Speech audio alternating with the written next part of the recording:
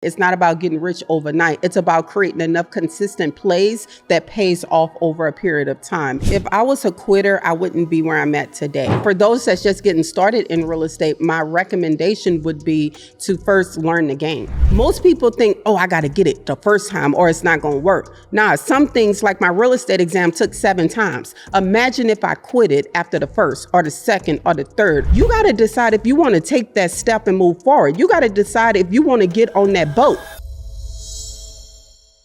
It has to work or it has to work. Welcome to the show, Circle of Greatness. Man, listen, one of the most highly requested people to come back on the show, I had to bring my sis back, Terrica Lynn Smith. All things real estate, all things development, all things personal development, and I want to say all things perseverance, right? I had to bring her back on the show to just talk more real estate, how to get prepared, how to get ready. Sis, what's up? Yes, what's good? Thank you so much. Yeah. Thank you so much for having me again. It's such an honor, and I don't take it lightly when whenever we get together and do these. Like you can have 1 million people on here, so it's an honor to be in this. I appreciate that. So first, I want to thank you too, because I get that dividend check often. Do I get that? Is that every month or every quarter? Every time quarter. I check my email. It just seemed like it's every month or something like that. Yeah. So I appreciate how are we doing with that? Because we bought a block. So for those who don't know, I was lucky enough, Terrica called me up like, yo, I'm about to buy a block. You, me, Dave, and like 2 other people. You in? I'm like, yes, I'm in. Yeah. So we own a block, 60 houses on one block? Yep, 60 How we doing? houses. How's that actually performing? It's a phenomenal investment. And so for those who don't know and really haven't heard about that investment, we bought a HAP contract that was in very poor condition. And what HAP mean, just for those? HAP is a government contract that is issued for housing for individuals that need subsidy. Got it. Okay. And so we acquired that HUD contract, and we literally had to go in there and fix up quite a bit of homes, right? And so we're still fixing up some of the properties. We're still getting paid though. Still getting Some will get paid more once the other ones. Oh, absolutely. I mean, we're only at 70% occupancy. So, once we finish, and the only reason why we're not at 100%, because we have a waiting list right now. The only reason why we're not at 100% is because we're still doing renovation on some of the units that, needs to be done. Because again, this owner owned this for generations. And when his mom passed away, it was just, he didn't take care of it.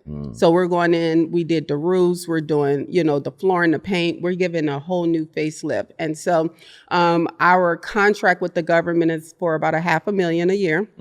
Wow. Which is phenomenal. Yeah, I like how that sounds. Yeah, it's phenomenal. You know what I'm saying? So the tenants, unlike Section 8, they're responsible to pay something. These tenants don't pay anything? Oh, no. So they have to pay a portion. It's calculated on their income as well. Okay. Like Section 8? Like Section 8. But the difference between our HUD HAP contract and a Section 8 contract is a Section 8 voucher is for one individual person. We get 1 check for our 60 houses. We don't get 60 checks. Wow. So we are not allowed to allow anyone that's not subsidized into the community. They have to need assistance. It's for affordable housing. And so that's what make our property different. Let me ask you this question, because that's good. So when I think about affordable housing and I think about sometimes lower income people, right? Yeah. I was that. You were that. Absolutely. But when you put, like, the reason why I feel like people take out projects is because when you put so many people there who may have the same thought process, it kind of just gets ruined. It becomes like the projects essentially. Mm-hmm. So Section 8, I love single families, duplexes, because it's not like you can't gather 1 million people. Yeah. How has that been in terms of, you got 60 people, all lower income? What's the mindset? How's the condition of the block? Are they taking care of it? Yeah, that's such a great question. Thank you for asking that.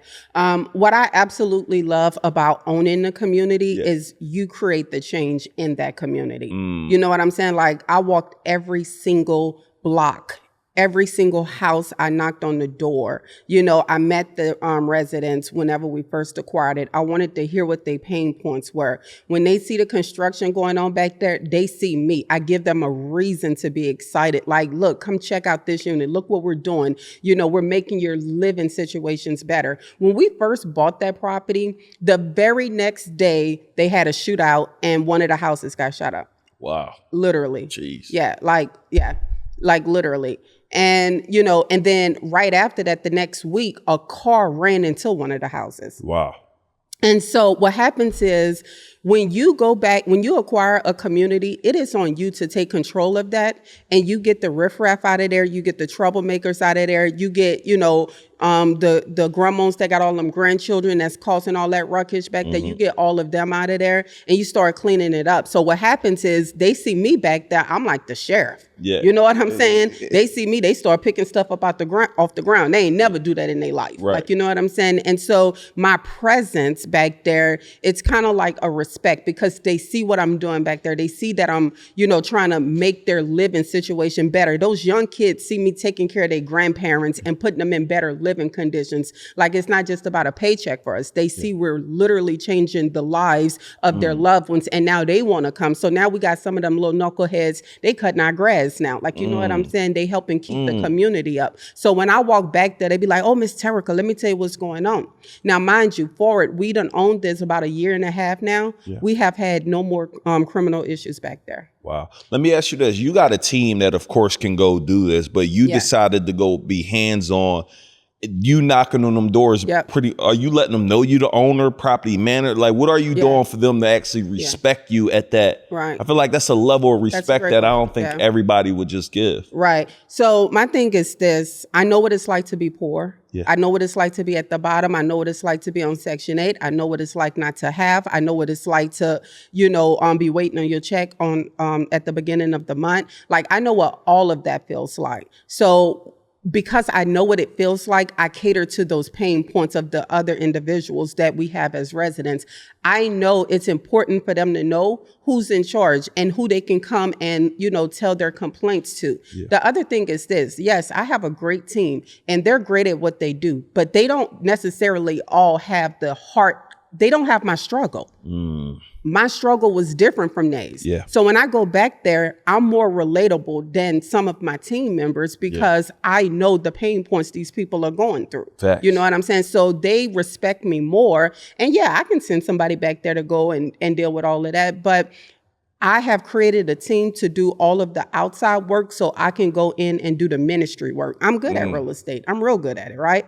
I know how to find a deal. I know how to make money, but I also know how to touch the hearts of the people and to start getting them to thinking different. These people never thought they can buy a house, right? We have home buying classes for them back there. We teach them that. You probably like, why are you teaching our residents to buy a house? Yeah. Because I don't want them to be in captivity their whole life. This is just a stepping stone for them, right? So if I can teach them that this is a stepping stone, then guess what? They're going to be ready to step whenever it's time for the next level. We've had 2 people move out and purchase homes. That's how beautiful it is. And we ain't miss a beat. We still getting a check. That's different. I think that's more of a reciprocity too. Like you really care for the people more people's gonna, it's a waiting list to get in there. So you always gonna have somebody ready to get in. That's right. And let me tell you, I get ratchet too. Yeah. Like, you know what I'm saying? They come play with me, I will snatch you. Yeah. Okay. I'm from where you from. Like, let's not don't play with me. That's right. Don't play with me. Yeah. And when they know that, like, you know what I'm saying? When they know they can't play with you like that, like you can go play. I need people to know don't play with you. Play with them, don't play with you. That's right. That's right. Real quick story. I had one lady, she was just talking mad crazy to my mother-in-law who runs some stuff back there. And so when I came, she started talking to me crazy too. I said, look, you unhappy back here, don't worry about it. I'll evict you. I'll have you out by next week. Yeah. And I walked away. Wow. She flew to the office. Wow. Oh, no. I'm sorry. I'm happy back here. Yeah. She has changed her whole mindset since then. So some of them just need to know, like, don't play with me. Let me ask you this, because you're heavily family focused. Like you got your husband is in the business. Mm-hmm. My children. You name your kids after all. Y'all got developments. Everybody got a street name. Yeah. I know your daughter be on top of things. I think she going to real estate school. Yep. I know she don't even have to, but I believe to be a realtor, you got to go to real estate school. Yeah. Right? which real estate school is only like a week or two technically, but for someone listening, I want to get my family on board with building wealth, getting our credit right, buying assets.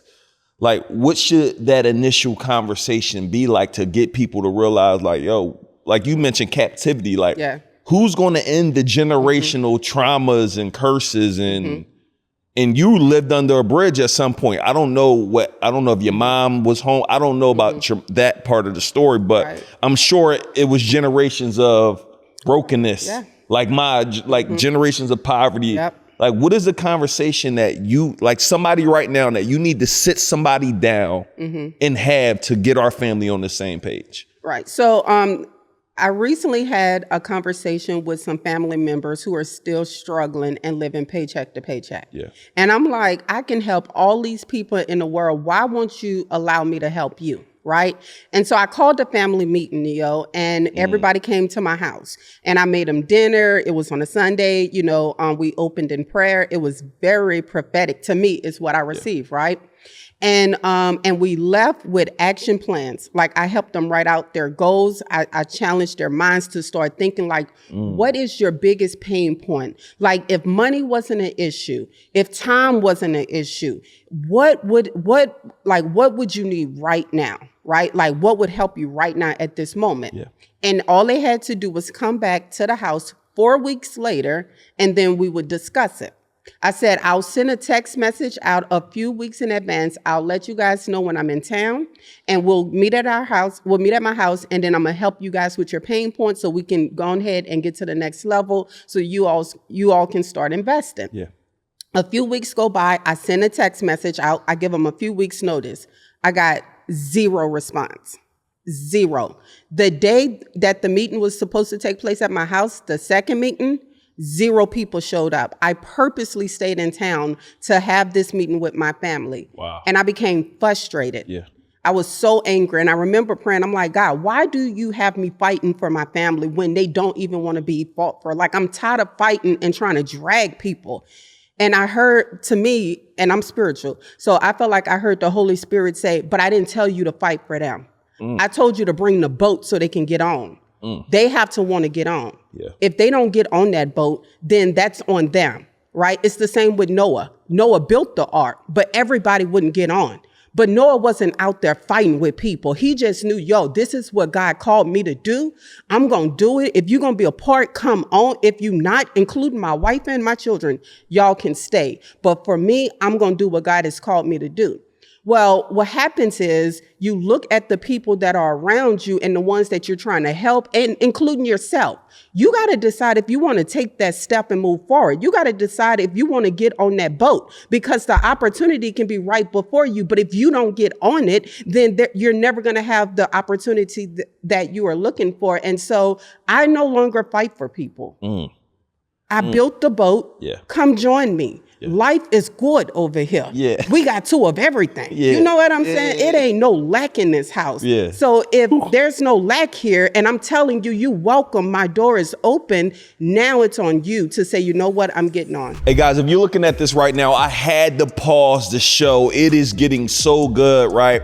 I want you to understand the importance of making your 2024 the best year of your life. Whether you're watching this in 2024, whether you're watching this before 2024, go to thepropertychallenge.com right now. Go register so you can be a part of the revolution. You are the person that's going to change everything in your family's life, their finances, right? Their credit, everything.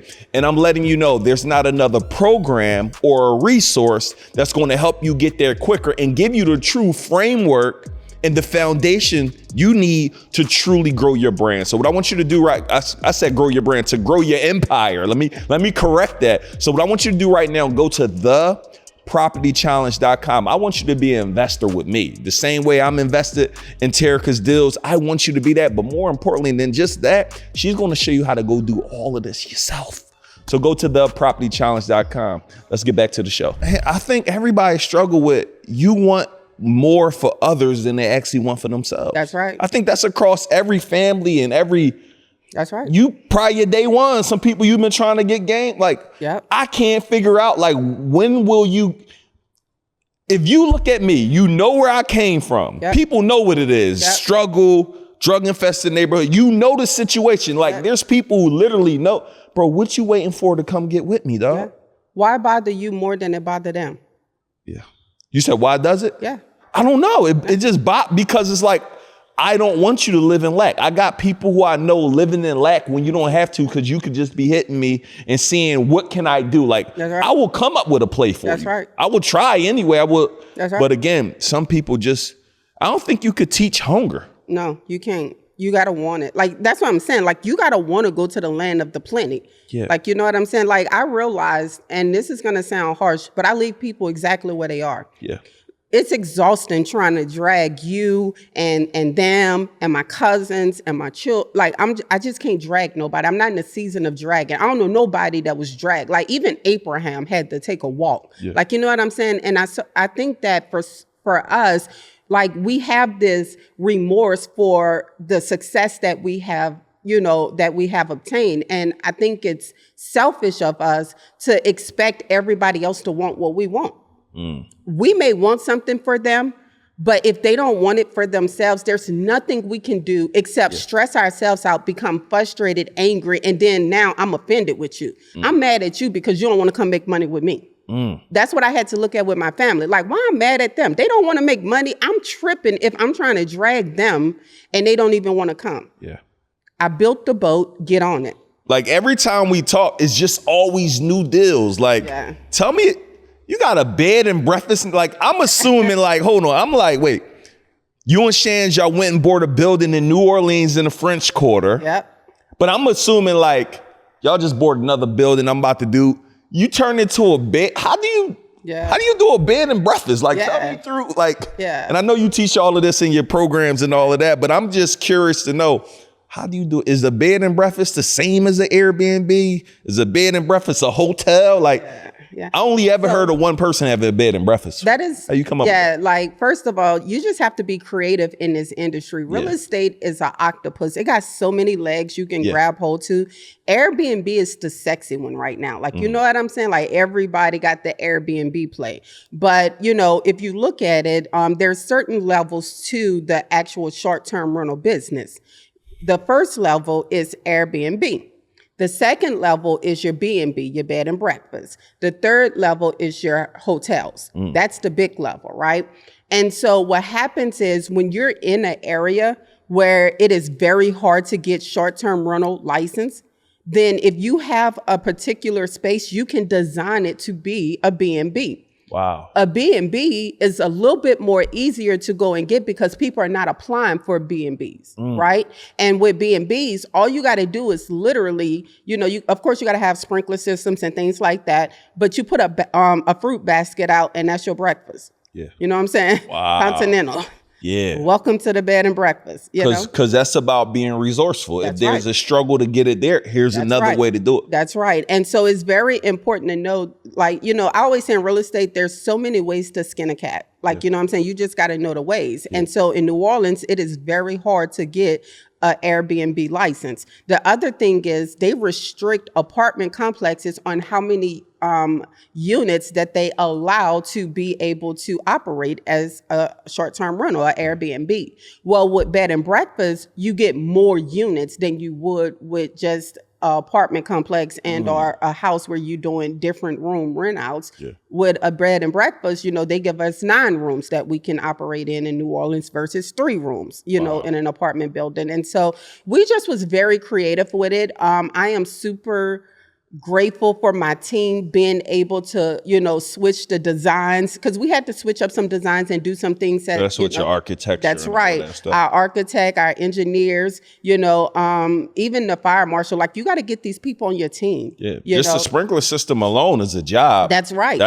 And it's expensive. Very. Yeah, it's very expensive. But you know how we look at it is, you know, with a bed and breakfast license, that permit itself is worth the money we're paying for the sprinkler system. And, you know, just with the amount of events we have going on in New Orleans, we're going to get all that money back within the first year. So for us, it was worth it to go in. And, you know, honestly, understanding how to analyze deals and to be able to bring it all together full circle, like creating this bed and breakfast, all of that goes with great coaching, right?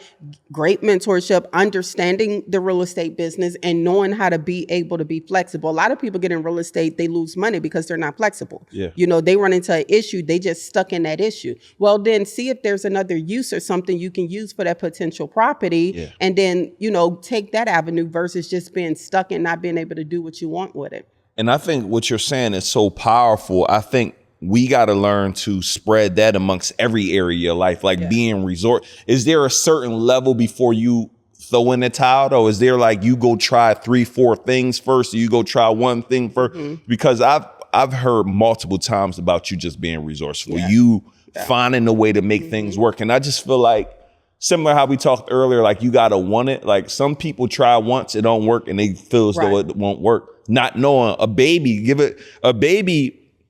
before a baby starts walking, is trying to walk, and the baby falls down, hundreds of times. They never think that it won't work. They just keep doing it. I just want you to touch on just continue to be resourceful. I think they really need to understand that. I think for me, you know, the reason why I'm so resourceful is because I know how easy it is to quit, right? If I was a quitter, I wouldn't be where I'm at today. Yeah. Like every statistic that was written about a child that was born to a crackhead mother and father, I should have been that type of child, right? Yeah. And so I'm not real quick to quit and throw in a towel and just be ready to give up. I am the person, I will fight until there's no life into it. Like you have to kick it 10 times to make sure it's dead before I quit. Yeah. Like before I say, you know what, there's no more life in this, we're going to be kicking that thing up and down the street, up and down the street. And I think a lot of the times we're so quick to quit on ourselves. Yeah. Like think about it.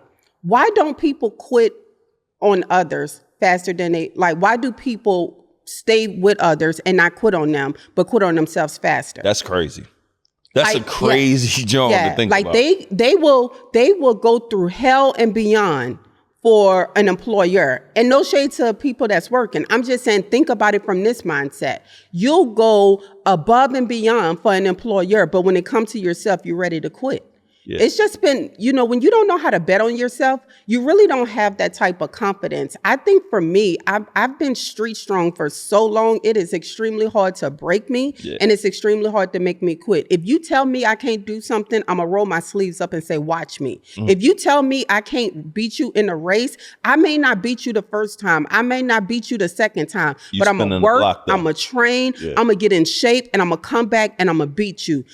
Most people think, oh, I got to get it the first time or it's not going to work. Nah, some things like my real estate exam took 7 times. Imagine if I quit it after the first or the second or the third or the fourth or the fifth or the sixth or the... You see what I'm saying? Like I kicked that real estate course until I couldn't kick it no more. Wait, how many times? 7 times. Wow. 7. Ooh. You remind me of my man Derek. He's a lawyer now. Shout out to Patterson Injury Lawyers, y'all. He fell his bar like 4 or 5 times or something and you only can take it every 6 months. Yes. So that's right. 7 times. It's so crazy. But if you would have quit, and I want other people to understand this too, T, like your destination, me, we are connected to someone else's, their destination or what they're going to like. All these individuals who you helping buy their first property, their next property, get their credit right, leverage business, like none of them would have been doing this if you would have quit on the 6th time. That's right. So I need people to really understand, like, yo, when you think about quitting, think about everybody you quitting on. Before I start every speech, I make people write a commitment statement, and I'm committed and devoted to doing X, Y, Z, whatever that is that you're committed and devoted to. And then I got you writing down, who are you doing it for? That's right. Because like you said earlier, it's easy to quit on yourself. Yep. But when you know you ain't quitting on Tyreek. Nope. You ain't quitting on your husband, the kids. You got dozen plus employees. You're not quitting on them, right? So I need people to realize, who are you doing this for? Like it's a critical piece because it's going to make you... It put the battery in my back. Yep. Yeah. It keep you going for sure. And I think for me, like, you know, I can't afford to quit. Yeah. It's expensive. Yeah. It's expensive. Yeah. I done created this lifestyle where I'm real bougie. Yeah. You know what I'm saying? I like to eat You ain't out. really that Yeah. bougie though. You wear your investor gear every day. You had I don't maybe bougie with food, but I don't know. Well, let me just say, I like the vacation 16 times a year. I think that's fair. Yeah, you deserve that. Yeah, right. You deserve. So every time I call you definitely in a different country though. Yeah. Costa Rica last week. Right. Dubai the week before. Yes. But that's good. And I think that it's a tax write-off business because you going to Dubai to look at deals. That's right. You going to Costa Rica, you looking at property. That's so right. It's all business. That's right. Yeah. And I think that that's important for people to know, like, if I was to retire right now, let's not even use the word quit. If I was to retire right now, I'd be very comfortable and I'd be very happy. Yeah. If I was to quit right now, that would be very expensive. I'm quitting on people. Like I'm quitting on there's people that's connected to my success, that's tied into it, that feeds into it, and what we're building obviously is a business without me where it operates and runs smoothly. But in order for us to do that, I can't quit right now. Yeah. You can't quit in the middle of the fight. That's good. Hey guys, what's good? It's your girl, Terrica Lynn Smith here, real estate developer and real estate coach. And you already know I am hosting my property challenge. That's right, my property challenge. I need for you to pull up. If you've been talking about real estate investing, if you've been debating on getting into deals, you're trying to figure out JV agreements and partnerships, you need to be in the room. So do me a favor, go to the www.propertychallenge.com.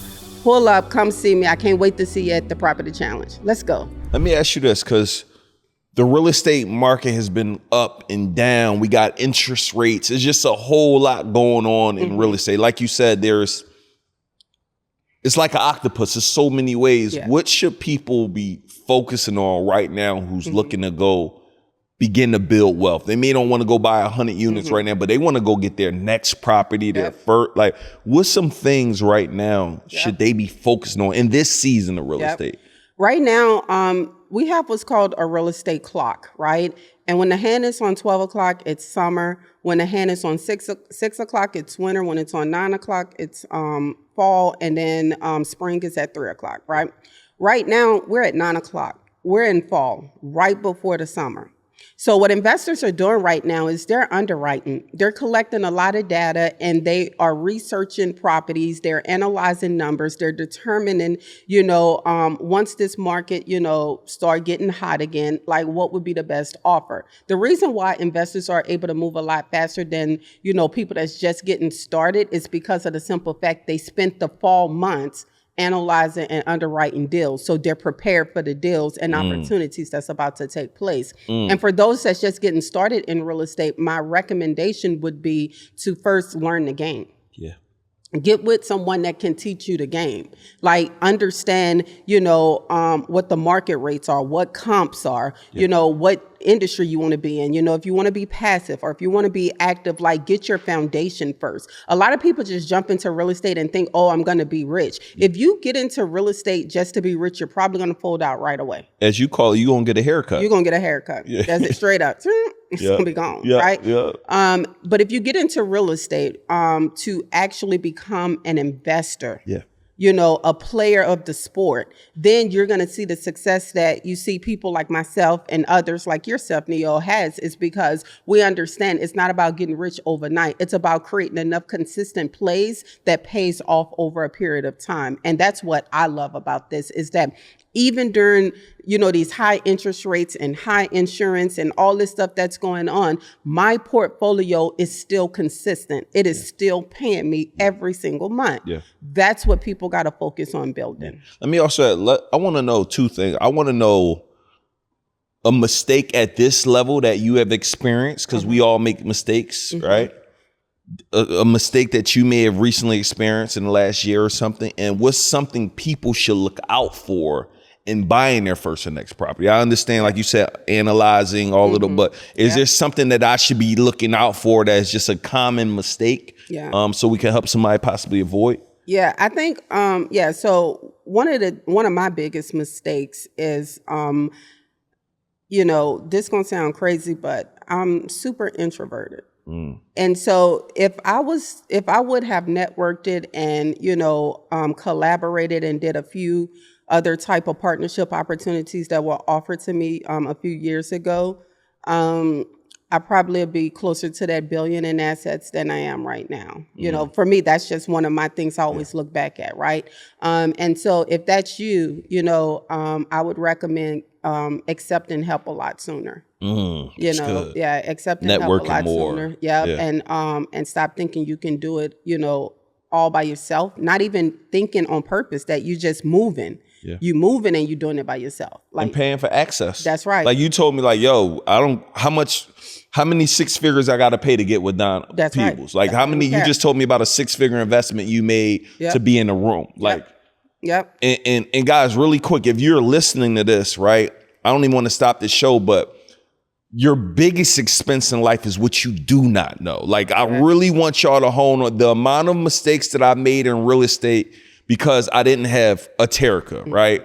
Yeah. I didn't have individuals that help and coach me now. Is like is mind-boggling. And what most people are going to do, you're going to continue to get haircuts. You're going to continue to bump your head. You're going to continue to try to figure all of these things out on your own when you have people that want to show you, whether that's free on YouTube, right? I don't care how you need to learn, but don't go at this thing on your own. When I start analyzing, T, I know some of your kids may play sports, but none of them, you have never allowed any of your kids to go play sports professionally, meaning they want to learn soccer. They want to learn this without having a coach. That's it. There's not a sport in the world. I was watching the NBA game the other day, and behind their bench, it was 8 coaches on the bench to coach 12 men.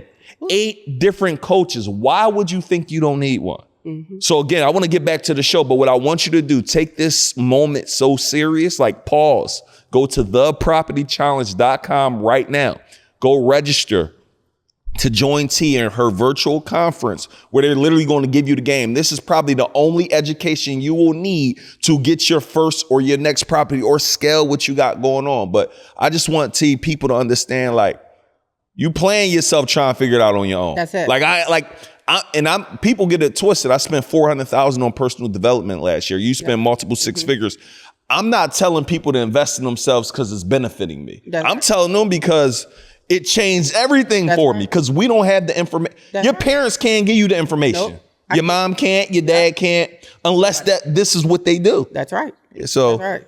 I'm sorry y'all to give y'all a commercial basically, but I need y'all to understand, like, yo, you got to take this thing serious right now. That's right. And then I would say the second thing, like, you know, what people should avoid, you know, and or watch out for is, you know, investing into something completely blindly.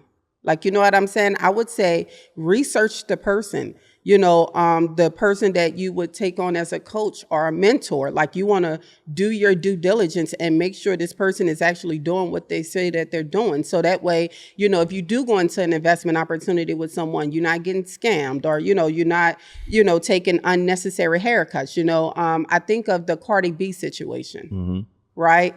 And man, negativity just spreads so fast. Like, you know, everybody's like, see, this is why I don't want to invest in real estate. My DM was popping. Like, everybody was like, see, this is why you don't need to be talking about real estate to everybody, because look what happened to Cardi B and, you know, all it is. And no offense or no shade to Cardi B, because I respect, you know, her talents. Right. But there's coaches for a reason. Yeah, right. She's not a real estate investor. That's right. She's not. She may have property management. That's in place. right. And that can happen to the best of that people can too. happen to the best. But I'll tell you one thing, you know, and like real estate investing may not be for everyone, but everybody should be investing into real estate. That makes sense, whether you passive and are active. Everybody, including Cardi, okay? She's saying that, but she's sitting in the mansion. Okay. You know what I'm saying? So like, let's not get it twisted. And I think that, you know, everyone is entitled to their opinion, but if you get bad coaching, you get, you know, bad partnerships, you get into bad business deals, that's what it looks like, you know, but the ugly in somebody else's deal don't mean you're going to have ugly in your deal. Not if you set it up right. So I would say that's what you watch out for and do your due diligence and make sure who you bringing on and or who you going up under and or who's coaching and mentoring you, that they really have what they say they have. And As they you not call just, it receipts. That's right. Receipts. They're not just internet sensations, you know what I'm saying? Or internet gurus. Like, you know what I'm saying? Like they do this in real life, you know? And so, like avoid that, you know? Hey, T, I appreciate you just coming on to really just share a game and wisdom on just what's some things people will really do to just blow their stuff up? Like really build, like building wealth for me is so important right now. Like it has to become everything. Like your money, if your money is not working, it's unemployed.